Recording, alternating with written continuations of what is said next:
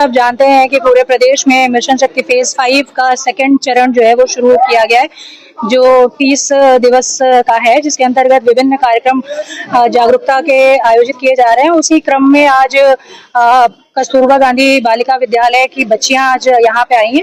इनको पूरे थाने की जो कार्यप्रणाली है उसे परिचित कराया गया है। मिशन शक्ति केंद्र कैसे काम करता है, थाने पर कोई पीड़ित आता है तो उस पर मिशन शक्ति केंद्र, अगर कोई महिला है तो कैसे मदद करती है, और बाकी पूरे थाना जो है वो किस तरीके से काम करता है उसके बारे में अवगत कराया गया। हाँ, एक बच्ची है, इसको आज थाना प्रभारी का चार्ज दिया गया, एक दिन के लिए उसको बैठाला गया कुर्सी पे। इसका मुख्य मकसद यही है कि वो जाने की थाना प्रभारी के पद पर जब नियुक्त होते हैं तो किस तरह से कार्य करते हैं, और सारी जो बच्चियां आई हैं उनको एक मोटिवेशन मिले उसको देख के। नई जनरेशन किस तरह इसका लाभ है? इससे सबसे बड़ा तो ये है कि हम जाके गाँव हो चाहे चौपाले लगा रहे हैं गाँव में, स्कूलों में जाके बच्चियों को जो भी हमारी 112 की गाड़ी है उसके बारे में बता रहे हैं, मिशन शक्ति केंद्र के बारे में बता रहे हैं, 1090 के बारे में बता रहे हैं, 112 किस तरह से काम करता है, उन सारे के बारे में बता रहे हैं। उनको जागरूक करना हमारा मुख्य उद्देश्य है कि बच्चों को के साथ अगर किसी भी प्रकार का अपराध होता है या वो अपने अधिकारों के बारे में जागरूक हों। मेरा नाम सोनाक्षी और मैं कक्षा 8 में पढ़ती हूँ और मेरे विद्यालय का नाम कस्तूरबा गांधी आवासीय बालिका विद्यालय है और मैं उस विद्यालय की छात्रा हूँ। आज थाना नकुड़ का निरीक्षण कराया गया है और आपको एक दिन का थाना प्रभारी बनाया गया है, तो कैसा लगा?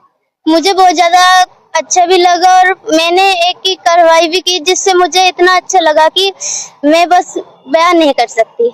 इस तरीके से एसएचओ बनाया गया है, आपको थाना प्रभारी बनाया गया है, पूरा चार्ज दिया गया है, तो उसको लेकर क्या कहना चाहेंगे?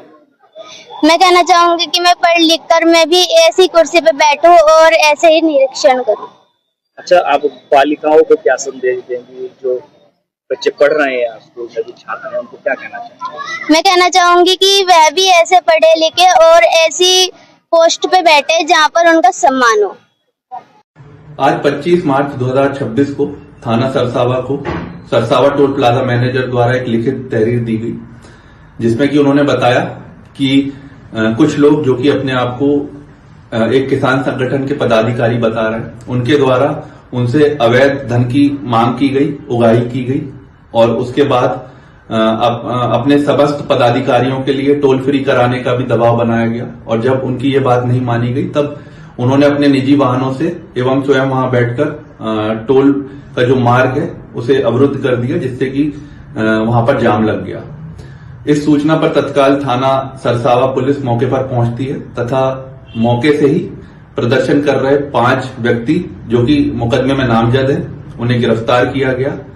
इन 5 गिरफ्तार व्यक्तियों को आज माननीय न्यायालय के समक्ष पेश किया जा रहा है और मार्ग जो है अब सुचारू रूप से चल रहा है, कानून व्यवस्था की कोई भी समस्या नहीं है और इस प्रकरण में विधिक कार्रवाई की जा रही है।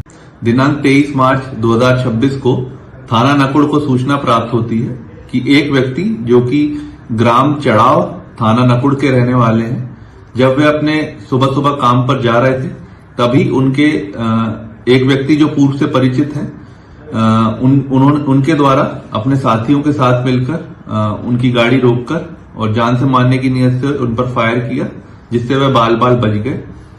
उसके बाद उन्होंने थाना नकुड़ पर आकर एक तहरीर दी, जिसके आधार पर थाना नकुड़ पर हत्या के प्रयास का मुकदमा एक व्यक्ति नामजद और 3 अज्ञात के विरुद्ध लिखा गया। इसमें पुलिस द्वारा तत्परता से कार्रवाई करते हुए जो नामजद आरोपी है, जिसका नाम अंशुल है, उसे गिरफ्तार किया है और इसके कब्जे से एक मोटरसाइकिल घटना में प्रयुक्त, एक अवैध तमंचा और जिंदा कारतूस बरामद हुए हैं और इसके जो अन्य साथी थे उनका नाम विवेचना में प्रकाश में लाया गया है। आज गिरफ्तार अभियुक्त को माननीय न्यायालय के समक्ष पेश किया जा रहा है और इनके जो अन्य साथी हैं, इनकी गिरफ्तारी के लिए पुलिस की टीम प्रयासरत है एवं विधिक कार्रवाई इस पूरे प्रकरण में प्रचलित है।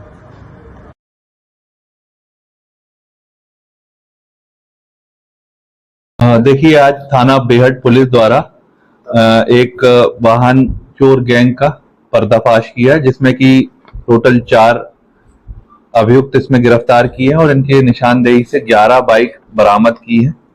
इन 4 अभियुक्तों के नाम एहसान उर्फ सानू, मेहरबान, दिलशाद और शमशाद है। इसमें मुख्य जो आरोपी है वो एहसान है और मेहरबान है। ये लोग आपस में दोस्त हैं और जो दिलशाद है वो एहसान का मामा भतीजा लगते हैं ये आपस में। तो इनके कब्जे से जो 11 मोटरसाइकिल मिली है, इसमें से 5 मोटरसाइकिल का मुकदमा, चोरी का मुकदमा थाना बेहट पर पूर्व में पंजीकृत था, जिसपे टीमें काम कर रही थी, और इसी तरह 2 मुकदमे जो है वो कोतवाली नगर में पंजीकृत थे। तो टोटल 11 मोटरसाइकिल्स में से 7 मोटरसाइकिल पे ऑलरेडी एफआईआर दर्ज है, और जो बचे हुए 4 मोटरसाइकिल हैं उनके वादी से भी बात की जा रही है। इसमें अभी तक कोई एफआईआर जनपद सहारनपुर में पंजीकृत होना प्रकाश में नहीं आया। इनके बारे में पता किया जा रहा है। तो टोटल जो बरामदगी है उसके आधार पर आज इन चारों अभियुक्तों को जेल भेजा जा रहा है और अग्रिम वैधानिक कार्रवाई इस पे की जाएगी। सर, पहले भी इनका कोई इतिहास है? पहले भी नहीं, इनका कोई चारों का कोई भी आपराधिक इतिहास वर्तमान में अभी हमें नहीं मिला है सर्च करने पर। इसमें इन्होंने बताया कि एहसान और मेहरबान जो है ये मिलकर जगह जगह देखकर चोरी करते थे। ऐसी जो बाइक्स हैं जिसमें लॉक्स वगैरह कमजोर हैं या फिर कोई ऐसी जगह भीड़ भाड़ वाले इलाकों पर, और जो दिलशाद है वो उसे बिकवाने का काम करता था शमशाद के साथ मिलकर। तो ये चारों लोग सुनियोजित तरीके से इसमें काम करते थे, और इसमें हम लोग आगे भी फिर ताकि ये निरुद्ध रहे तो आगे भी हम निरोधात्मक कार्रवाई इसमें करेंगे। इसमें गैंगस्टर एक्ट की इत्यादि की कार्रवाई करेंगे।